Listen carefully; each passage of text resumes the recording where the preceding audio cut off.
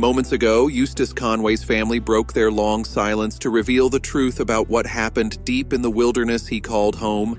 For years, fans admired Eustace's grit and bond with the Blue Ridge Mountains. But behind the cameras, something changed him. According to his family, it wasn't just a man living off the land. The land began living through him. This revelation may explain why Eustace retreated from the spotlight, and why Turtle Island Preserve, his sanctuary, was never the same. From age 17, he built his life with bare hands, founding the preserve to teach forgotten skills and live in harmony with nature.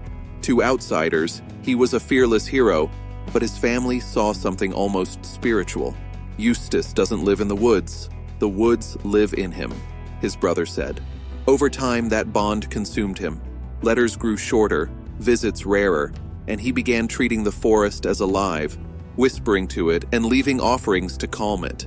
Visitors noticed strange behavior, long silences, and eerie midnight walks with a lantern and journal. His journals grew stranger, documenting shadows that breathe, eyes where none should exist, and creatures he called the Watchers, guarding the mountain's secrets. Crew members noticed him fiercely protecting certain areas, refusing cameras. The wilderness had become something else entirely.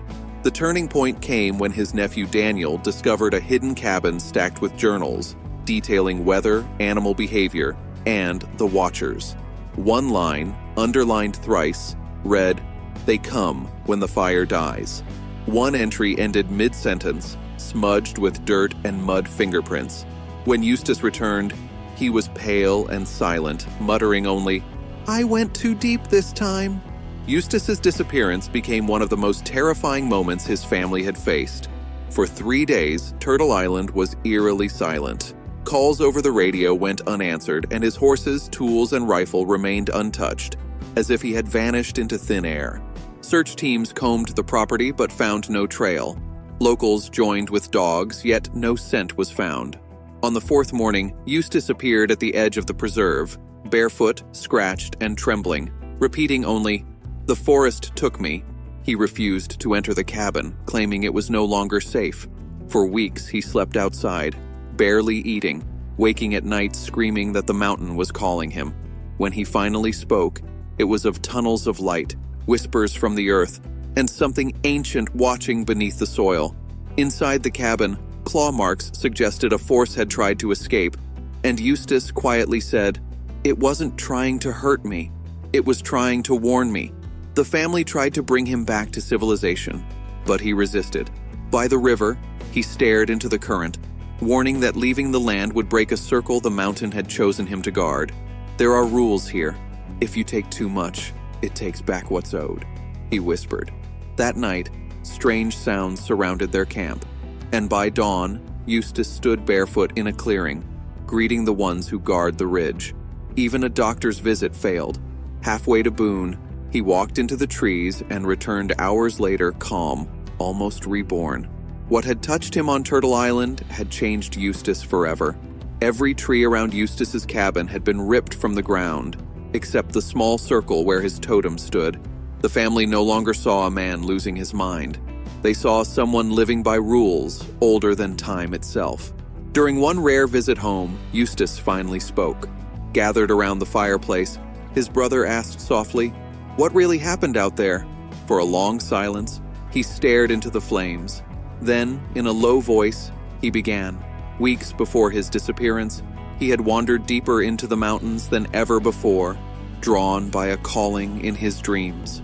The forest was unnervingly silent, no birds, no wind, until he reached a small clearing where the ground looked repeatedly disturbed.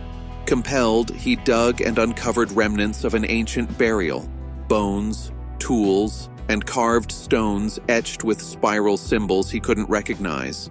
The moment he touched one, the air shifted. The woods darkened, and whispers rose from beneath the earth. He ran, but every step felt heavier, as if the ground itself resisted him. That night, he said, the voices followed him home, whispering through cracks in the cabin walls. They weren't angry, he told them. In the days that followed, animals avoided him. Storms lashed Turtle Island. and the spiral symbols from the stones began appearing on nearby trees. When asked if he had taken anything, he admitted keeping one carved stone hidden under his bed. That's when the nightmares, sleepless nights, and missing time began. Finally, he looked at his family and whispered, "I think the mountain woke up." No one questioned him after that. Deep down, they saw the fear and certainty in his eyes. What he had encountered was real. Strange events continued at Turtle Island. Storms struck the same ridge, splitting trees, yet the areas around Eustace's totems remained untouched. Wildlife behaved oddly, and once his nephew saw him whispering, "You can rest now," Eustace revealed he no longer felt alone. The wilderness itself was alive, conscious in ways humans could not understand. He felt watched by something ancient in the soil and roots. "The mountain has memory," he said. "Storms aren't random. When people take without asking, it screams." His family feared madness until they found hollow-eyed carvings behind his cabin, arranged in a perfect circle. "They are reminders to the land that I still listen," Eustace said. Researchers were stunned by his journals, which often predicted ecological shifts days before science could. His family insists it was real. He became part of the wilderness. When you live close enough to nature, it stops being scenery.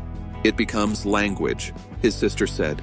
Today, Turtle Island's lodge still stands. Eustace is rarely seen, but each year on the anniversary of his disappearance, the ridge glows faintly. Scientists call it natural, but his family knows. The mountain remembers him. His journals continue to amaze researchers, not just as science, but as a dialogue between a man and the land he loved. His nephew summed it up best. Eustace didn't lose himself in the wilderness. He found something greater and chose to stay with it. Whether he discovered a living consciousness within the land or simply touched the deepest human connection to nature may never be known. What remains certain is the legacy he left, a mystery rooted in the soil of Turtle Island, one that inspires fear, reverence, and awe. His family finally speaks, not with tragedy, but with respect. They speak of transformation. "The mountain called him home," his sister whispered, and he answered. For those who still wonder what truly happened deep in the wilderness, perhaps the answer isn't meant to be found. It is meant to be felt, in the whisper of the wind, the rustle of the trees, and the quiet knowledge that the earth remembers every soul that truly listens. For those who still wonder what truly happened deep in the wilderness, perhaps the answer isn't meant to be found. It is meant to be felt, in the whisper of the wind, the rustle of the trees, and the quiet knowledge that the earth remembers every soul that truly listens.